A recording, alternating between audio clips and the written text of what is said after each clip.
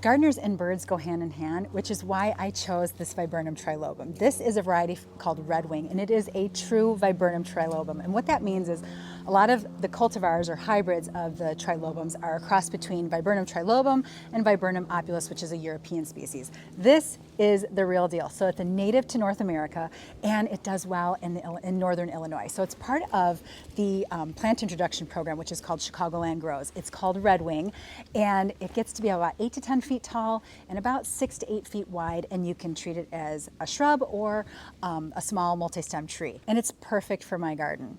It's also called American Cranberry Bush Viburnum, and it's hardy in zones 2 to 7.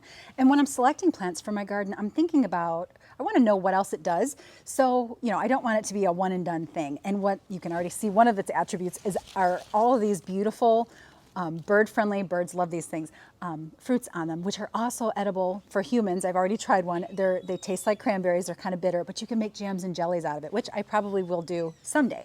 The trilobum part of Viburnum trilobum simply refers to the 3 lobes of the leaves, which is a unique attribute of this viburnum. But what's also cool about it, and what I always consider when I'm selecting new plants for my garden, is what else does it do? You can see one of the great things are all the berries, and which makes it bird friendly, but it's already coloring up, so fall color. And the spring color, as the leaves are emerging, it has a light reddish color to it too, and then it goes green for the summer, and then fall color.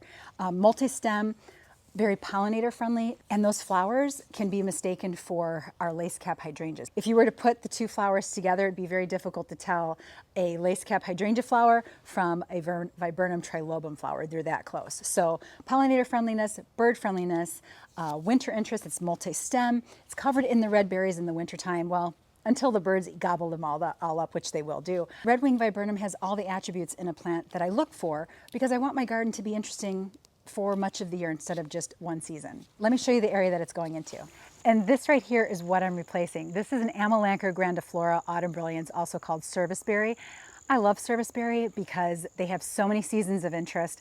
I put this one in 15 years ago, and it literally looks, it's not grown any taller. It looks the same, although it's missing a lot of trunks. So it was much fuller down here, but every year there's more dieback, and it just looks so skimpy and weak all the time, and I was pretty much over it. So my goal was to replace the autumn brilliant serviceberry with something with similar attributes. So this past spring, it had a great fruit set. It had a mast year, so it just had a ton of fruit, more fruit than it's ever had before. So I was able to harvest it and make jam out of it. So I wanted something that would produce fruit because I want to be able to feed the birds, and I wanted something that had spring interest as well, so flowers. This had a beautiful flower, but like I mentioned earlier in the video, that flower on the Redwing viburnum, or Viburnum trilobum in general, has a flower that looks very similar to the lace cap hydrangea, so there, check that box. Very pollinator friendly, bird friendly. The spring color on the foliage as well. So when it emerges, it's got a kind of a reddish tint to it, and then it goes green for the summer. And then the fall color is spectacular. So where the autumn brilliance was more of an orangey, a fiery orange color for the fall, the Redwing viburnum is going to be this very bright red color. So I've checked that box as well. So fall interest too. And what I definitely wanted to make sure that I had happen was this tree brings in my favorite bird, which is the cedar waxwing. So my hope is that the cedar waxwing will like the fruit on the Redwing viburnum as well. So it's all about the birds as far as I'm concerned. I can watch them all day. So I wanted to make sure that I brought something in that was going to check all of those boxes. And for me, the American cranberry bush Redwing, or Viburnum trilobum, checks all of those boxes. What I really liked about this plant, even though it's been suffering for like 15 years, it's been here that long, I really liked the height of it and the shape of it. Ultimately, the autumn brilliant serviceberry gets between like 15 and 25 feet tall and wide. I decided I didn't want something that big, and that's why the Redwing viburnum fits the bill, because it's only about 8 to 10 feet, which this is probably about 9 feet tall. So something a little bit bigger than this is perfect. And I definitely didn't want the width of the autumn brilliant serviceberry, that at 15 to 25 feet. That's pretty wide for a small space. So it's 6 to 8 feet wide because I really want to maintain the bed around here. But I have a number of things that I need to do before I can dig this guy out.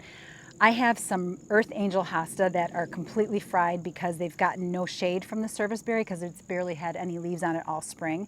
So I have to dig up my Earth Angel hosta.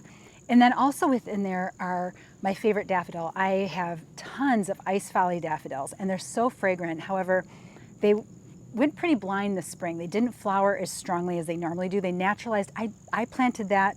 It's probably all been here for like 15 years. So the number of daffodil bulbs that are in there is just probably way too much for the space. So they filled in and did what they were supposed to do, and now I think they're just choking out. So I have to also dig up all of those daffodils and separate them, and then I'll replant those daffodils in the same spot in a couple more weeks. But first I need to clear the space and get the bed ready so that I can bring in my new plant.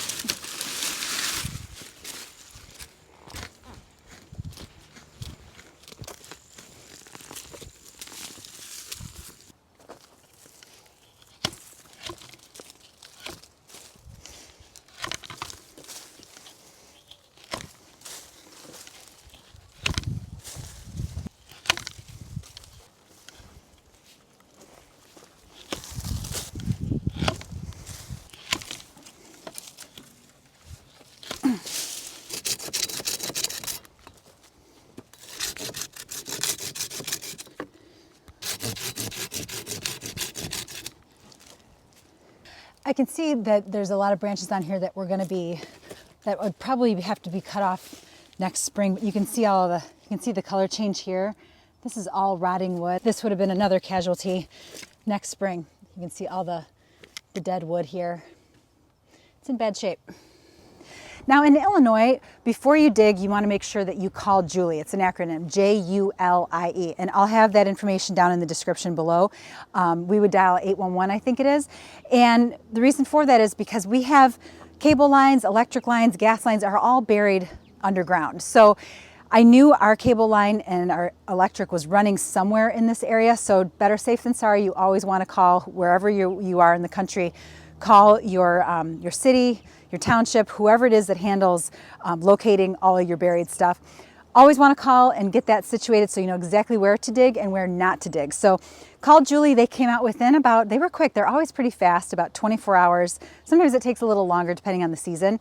And they put in locates I've got my cable line and then my electric line. So once you've got those locates in place, then you want to give yourself a little wiggle room. So you want to go, you don't want to dig within about 18 inches of those locates. And I knew it was running right along here somewhere. So trees here, so I'm in good shape as long as I don't come over here.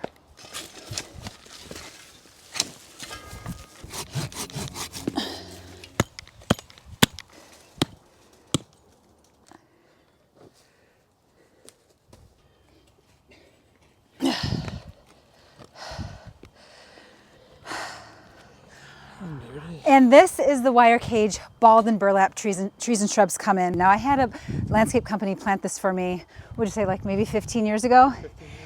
And what I can't remember is if I had the burlap removed when they did this. I'd like to think that maybe I did, but here's the rub on that. The best practice for trees and shrubs, and there's some argument out there about whether or not you should do this, but for all of my trees in our garden, we take off the wire cages and the burlap. Burlap, it's a natural fiber and it does decompose, but the decomposition rate is subject to several factors. How wet your soil is, the conditions in your soil. So ultimately we want our tree roots to settle in and grow as quickly as possible. So what I'm wondering is maybe I didn't take the burlap off of or have the guys take the burlap off this, and this tree never acclimated. The burlap didn't degrade quick enough, and I was really surprised how bad. It didn't really have an extensive root system, did it?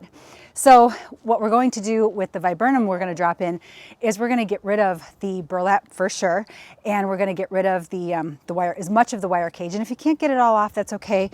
The most important thing is getting rid of that burlap because there's no guarantee of how quickly that's going to break down. And the other thing is when you have a landscape company do this, they're going to tell you that if you take the burlap off in the cage, you're going to forfeit your warranty on it. And usually trees and shrubs are warranted for about a year with landscape companies. My opinion is on that is if you're doing proper tree care and you're watering it consistently, you know, those first 2 years for deciduous trees and 3 years for your evergreens, there should be no problem with it rooting in. So I would just take all of that off. You shouldn't even have to use the warranty at that point if you're taking care of your trees and shrubs properly. So I take the cages off, and we're going to do that with the viburnum.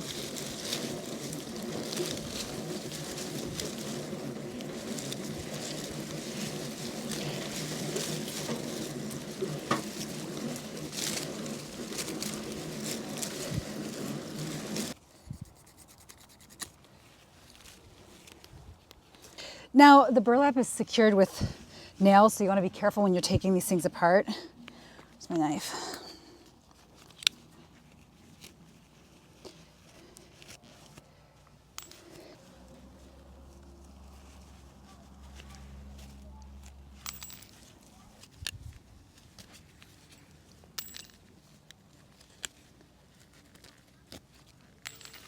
When you're planting a tree or shrub, you want to plant it in a hole that's about twice the diameter and the same depth as the root ball. So what does that mean? So whatever the diameter of this is, let's say it's about 2 feet. So you want to do, it'll be a 4-foot hole, which is kind of what we already have already. And then you want to plant it at the same depth. So whatever this root ball is, that's the depth you want to go at. However, with my soil, it's very dense. I tend to plant a little bit higher. So, and then I'll just mulch up to it, not all the way up to it, but I will just mulch the rest of it because I just want to make sure that I've got good drainage here. Let's get after it. I like to add a good amount of water to the planting hole so that the roots have access to water right from the jump. See it. Yeah, just hold burlap up if you don't mind.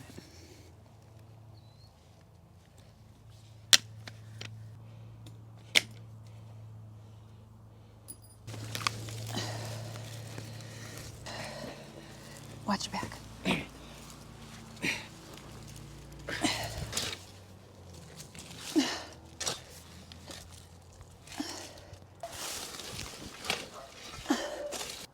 That ought to do it then, huh? Yeah. That's it. Good, we're right where it's at then, right? And we can pack it in a little bit.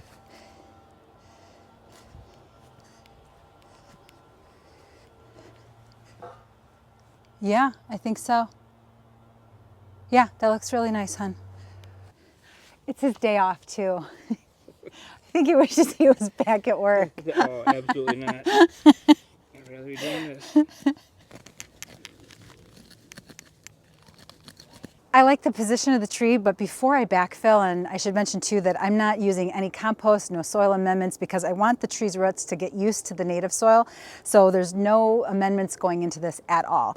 And before I go ahead and backfill, I like to add more water so that it's the hole is got proper hydration. And then once it's completely backfilled, I'll go ahead and let the hose just trickle on the root ball so that it's completely saturated, maybe for a couple hours, just a really, really slow trickle.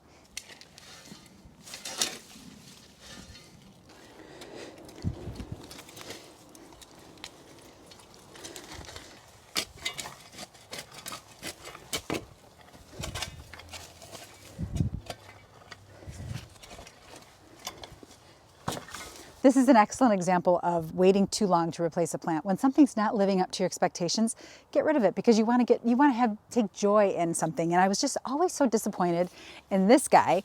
Look at this, that's all that's left. I'm really surprised at having been in the ground for at least 15 years and there's only really one sturdy, really substantial root and the rest were just kind of weak. So I have high hopes for this, the Viburnum trilobum or cranberry bush viburnum. This one's Redwing, and I already think it's beautiful. It's a beautiful replacement, and now it's just keeping it watered. So I'm going to put the hose on a slow trickle on the root ball and let that just soak in there for the next couple hours, really watered in good, and then keep an eye on it for the rest of the fall. For deciduous shrubs or shrubs that lose their leaves in the fall, New plantings, you want to keep them watered. Keep an eye on them, water them regularly for the first 2 years they're in the ground. Conifers or evergreens for the first 3 years. So this I'll keep an eye on for the next couple years. It should do great. It's a native, which means it's used to the heavy soil and these growing conditions, and I'm really excited about it, and I think it's beautiful already. I mean, look at these berries. I can't wait to see who shows up for to snack on these guys. Anyway, thanks for watching, guys. I'll catch you in the next one. See ya.